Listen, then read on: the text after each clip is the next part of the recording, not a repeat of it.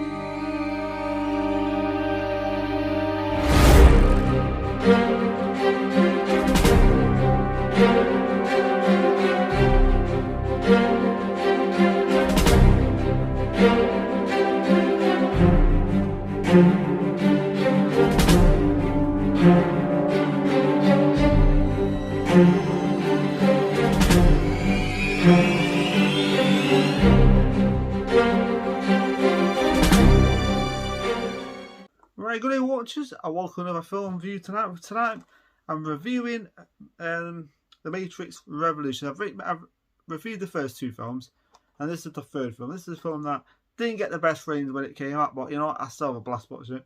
It's called Revolution. It's the third of the Matrix film, the conclusion of the trilogy. 2003 American science fiction action film, directed by the Wachowskis, third installment. Released 6 months following the Reloaded, so it's 6 months.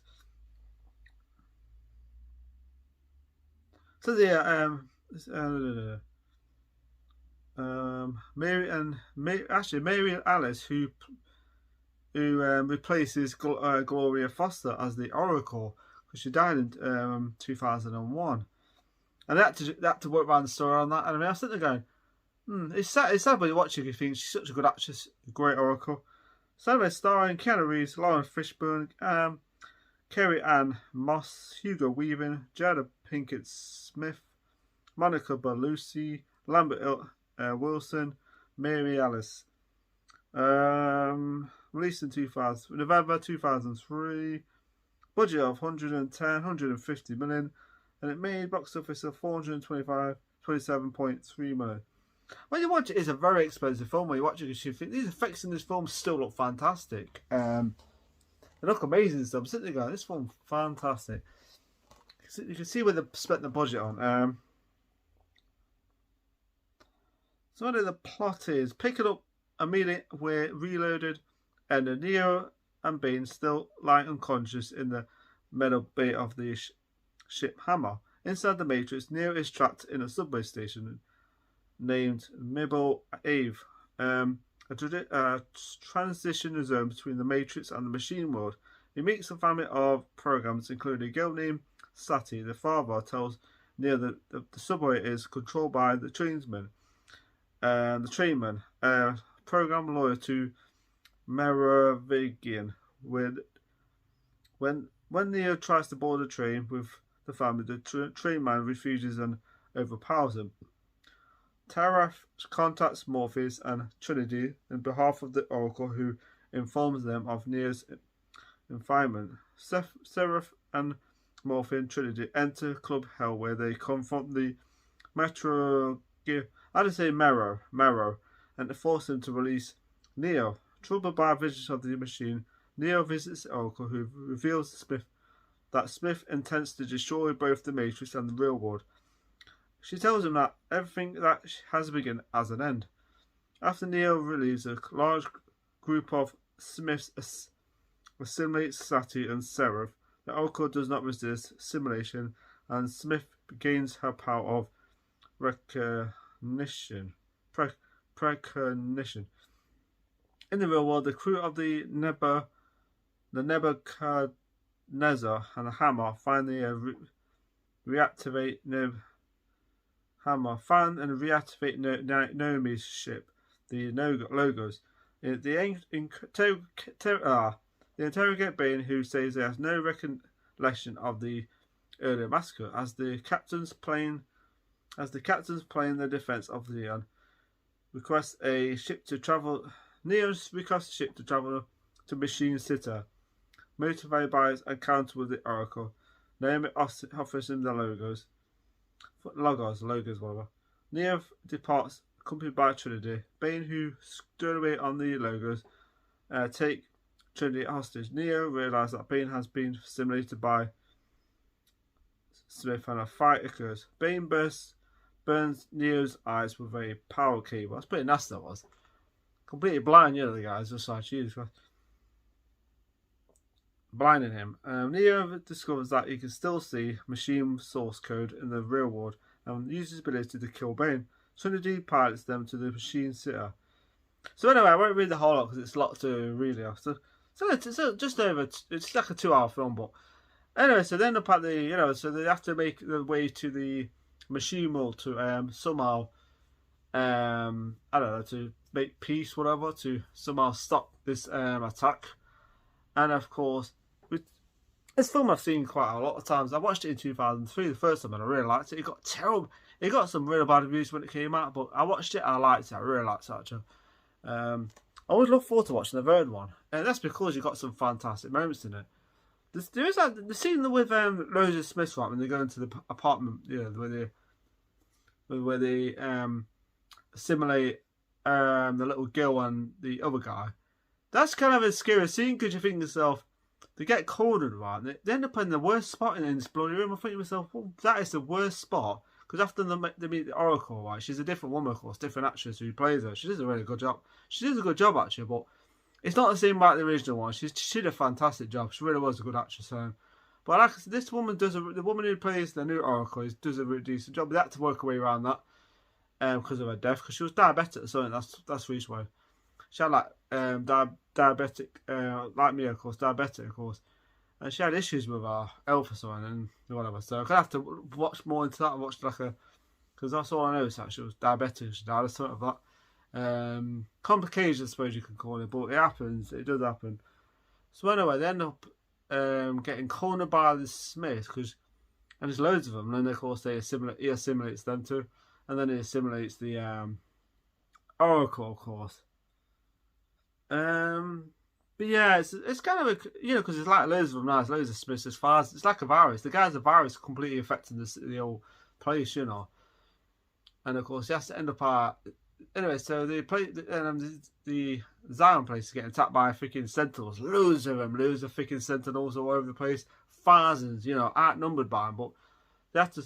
But anyway, one of the ships has got like these ships have got like an EMP for it can just like take out like electricity and stuff, like electric whatever, and take out machines and stuff. And of course they end up doing that. One of the ships have got, I think it's the Hammer. I think the Hammer, they end up back at trying to backtrack the machines themselves, trying to shut the gate to stop the freaking one of the ships from getting through. And of course they almost succeed, of course. Then there's like a kid in it who's like 16 years old, and of course he's like the only one left on the in the battleground against the machines. And of course he has to open the gate, of course. And the scene was great. I like that scene. Really, the film has got some amazing effects. I'm sitting there going, this film still looks fantastic.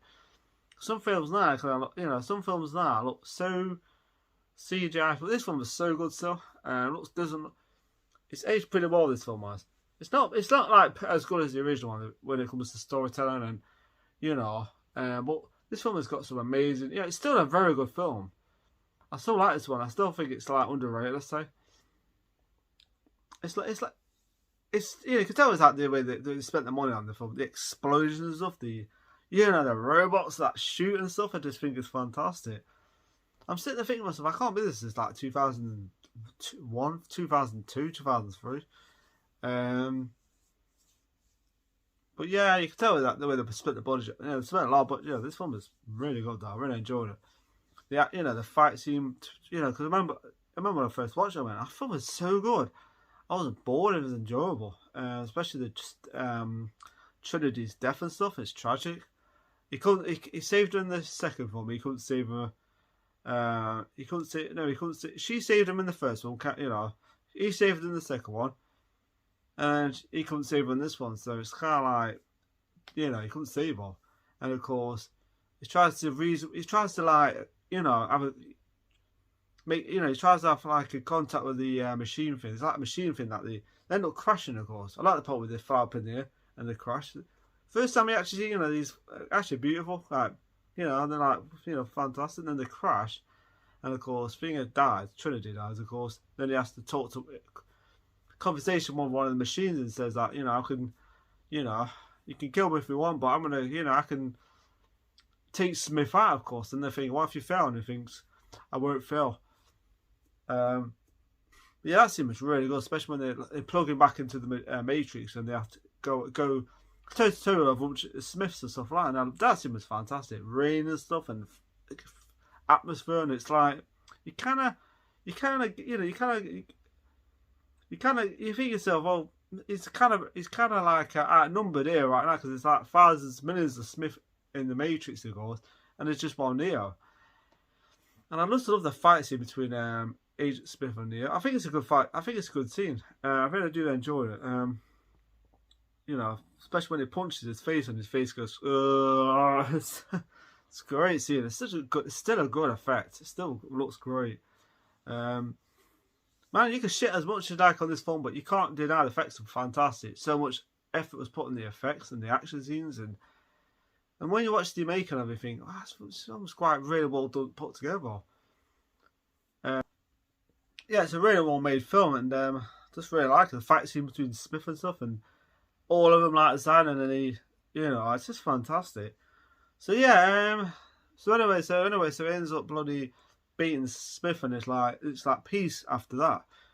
So there's like a, you know, bringing out the white flag. So, you know, whatever, you know, I can take out Smith, and you know, yeah, just so he has a conversation with the. So anyway, he has to kill Smith and destroy the you know, destroy him, of course, and then ends up bringing peace to the Matrix, which I think is great, you know. But yeah, this film was great. It's not perfect, like I said. It's like one of those movies that, I mean, maybe certain things you can, like, some of the dialogue might be a little bit finger, but it's a film that I just enjoy. Maybe Trinity's death is a little bit, you know, like stuck, you know, but apart from that, I really do enjoy it. So yeah, and the fight scene, that scene is awesome. So yeah, anyway, so I'm trying to think what I disliked about it. Maybe certain parts are a bit slow, certain parts with the talking and stuff. That's about it, really. I do like the scene at the beginning where he's actually stuck at that bloody train station. He's like, he's running that way. And he's like popping out the next. You know, it's pretty funny. Like that train guy, he fights. It's pretty awesome. But yeah, there's a lot to say about this film that I just think I really do. You know, the battle scene on it's just fantastic. So what I disliked about it, nothing really I disliked about it apart from the slightly bit slow parts, but that's about it, really. Look at what I liked about it. Great characters, returning characters, of course. Great action scenes, fantastic effects, and a pretty good story stuff. I think I like the story, so yeah. And the fact there's loads of Smiths in it, of course, and he's like taking over the Matrix and stuff. It's just fantastic. It's just a great villain. It's just a good villain, and he actually pisses off Smith. Neo does, but you know, just not giving up. And Smith is you can tell he's getting frustrated after, you know, pissed off and angry, and I just like that. So he kind of falls into Neo's trap, you know, to, you know, affect him and stuff. So yeah, assimilate him, of course, which I like. It's pretty awesome. So yeah, okay, so that good action scenes, and you know, if you play a game called Path of Neo, that's awesome. That game was. I remember playing it. I would love to play that game again. Path of Neo. Enter the Matrix was really good, but Path of Neo was way better. I would love to see a remaster of that game. Really was. So yeah. So the rate I want to give this film, the third Matrix film, so Revolutions, is a 4.5 out of 5 because I still like this film. I think I kind of prefer it more than this, but then I don't know, because it depends what movie. I don't know. I like the second one too. I love the first one. I really like the second one. I really like this one. So, so 4.5 out of 5 for Matrix Revolutions. Like I said, it's a good movie. It's not as bad as to me, it's not as bad as what people made out. It's very enjoyable. And Keanu Reeves is likable still. And Neo's a great character. And so yeah. So 4.5 out of 5 for Path of Neo. Anyway, people. So 4 out of 5 for Matrix Revolutions. Anyway, people. I'm going to go off now for a bit. Subscribe to my channel, and if you want to hit that like button, hit that like button. I'm going to go off now for a bit. Have a nice day, have a nice week. Take a look at yourself, and welcome to the Matrix. Thank you.